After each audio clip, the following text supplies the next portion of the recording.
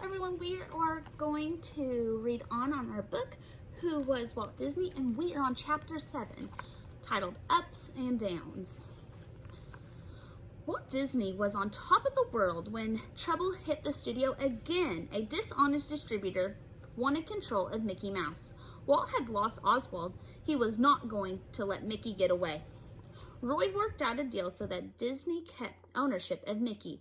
The distributor, however, did manage to hire away Ub Earworks. Why did Ub Earworks leave?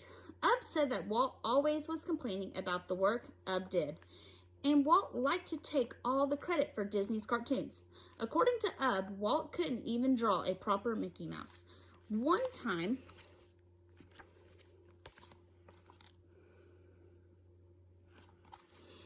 a boy begged Walt for a drawing of Mickey with Walt's autograph. Walt asked Ub to draw it, and then Walt would sign it. Ub got so mad that he told Walt to draw it himself and stomped off. Losing Ub was hard. Walt was angry and hurt, but he hired new animators to join his team. They quickly realized that Walt was the most important man in the studio, even if he didn't do the drawing. He chose what cartoons to make. He worked with the story development and artwork. He made all the final decisions. If the new animators didn't like it, they had to keep quiet or quit. In the early 1930s, Walt Disney Studios produced many short cartoons called Silly Symphonies. As always, Walt wanted to do something new. Three Little Pigs had so much more of a plot. The story of the pigs and the hungry wolf came from the Green Fairy book by Andrew Lang. It was Walt's idea to put in a song. It was called Who's Afraid of the Big Bad Wolf? People came out of theaters whistling the peppy tune. The song seemed to cheer people up. The Three Little Pigs came out in 1933. Many people needed cheering up. It was the time called the Great Depression. Thousands of companies had gone out of business. Millions of workers lost their jobs. People lost their homes. Fewer families had money to spend on extras like going to movie theaters, but Walt Disney Studios was doing fine. By 1930, a company called Technicolor was producing good color films for movies. Walt is said to have shouted, "At last! We can show a rainbow on the screen." Walt's Flowers and Trees, about two trees who fall in love, was the first cartoon in full color. It won an Academy Award. Everyone at Disney worked long hours, but nobody worked harder than Walt. He drove himself to the point of collapse. He was exhausted and more moody than ever. He was also upset because he and Lillian were having trouble having children. Walt worried that he might never be a father. He couldn't sleep at night. He often cried. He became so sick that his doctor insisted that he take a long vacation to recover from stress. In the fall of 1931, Walt and Lillian took a train all across the country to Washington, D.C. Being on a train was always relaxing and fun. For Walt, they took a boat trip through the Panama Canal. He and Lillian lounged on the deck chairs and had romantic dinners. When the Disneys returned home, Walt took up sports to ease stress: ice skating, swimming, horseback riding, and polo. In 1933, Lillian became pregnant. Walt was thrilled. He wrote his family all about the pink and blue baby items in the nursery. On December 18th, a healthy baby girl was born, Diane Marie Disney. Lillian could not have any more children after Diane, so in 1937, the Disneys adopted a baby girl and named her Sharon May.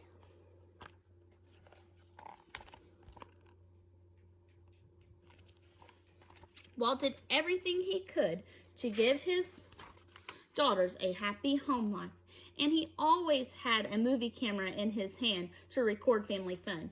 He read to his girls took them on outings, acted out stories for them, and took them bike riding.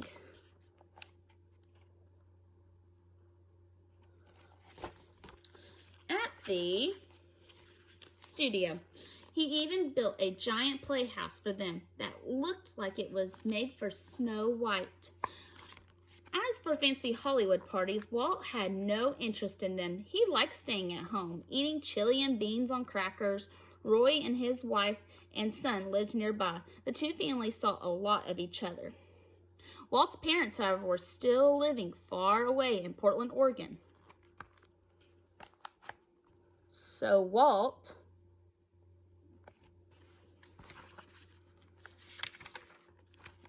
decided to buy a house in California for them. The Disneys could all get together for backyard barbecues. The house was a wonderful gift meant to bring joy. Instead, it brought terrible sorrow. There was something wrong with the heating system. Suddenly, one day in 1938, Elias and Flora became sick from breathing in poisonous gas that was leaking. Elias recovered, but sadly, Flora died.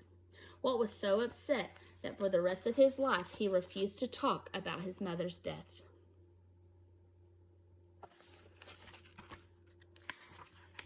Chapter 8, Snow White. Walt Disney was always looking for the next big idea. He always pushed the boundaries of what could be done in a cartoon. He and his artists perfected sound and color. Walt didn't stop there. In 1933, he decided to make a full-length animated film. Up until then, cartoons were short. They lasted only a few minutes. In theaters, they were shown before a full-length movie. Yet, Walt knew that kids would sit watching hours of different Mickey Mouse cartoons. So why wouldn't they sit through one long animated movie if it was good enough? Besides being short, cartoons were always full of slapstick gags. A full-length animated movie, however, needed more than humor. Walt had to have a story with romance and drama and excitement. The famous fairy tale Snow White had all that. It was a story Walt picked. It took years to create Snow White and the Seven Dwarfs. More than 250,000 drawings were done for the 83-minute movie. Walt was in charge of every step of production. At meetings, he acted out scenes for his animation teams. The artists copied Walt's expressions and movements into their drawings.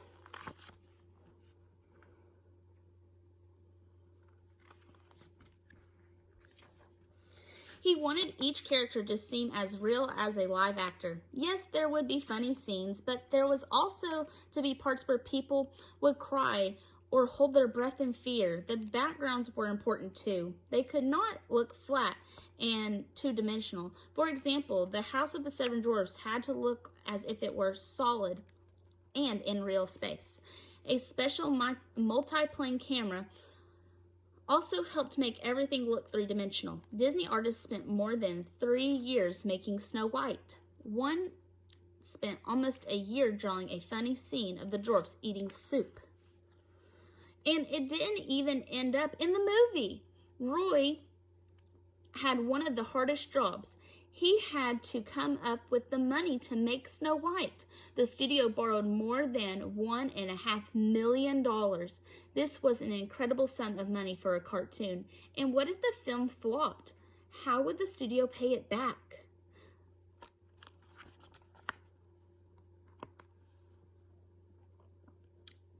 Snow White and the Seven Dwarfs opened on December 21st of 1937 at the Carthay Circle Theater in Los Angeles. Famous Hollywood stars came dressed in evening gowns and tuxedos. The audience gasped at the beauty of the film. At the end of the applause was like a thunder. Times magazine put Walt on the cover and called Snow White a masterpiece. Walt won a special Academy Award. It had a golden Oscar surrounded by 7 smaller Oscars.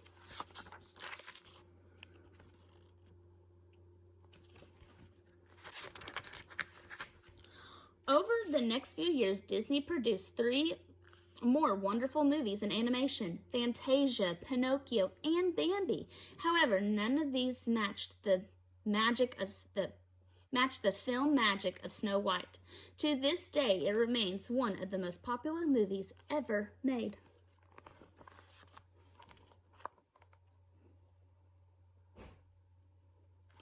And that is the end of chapter 8. Thanks for listening.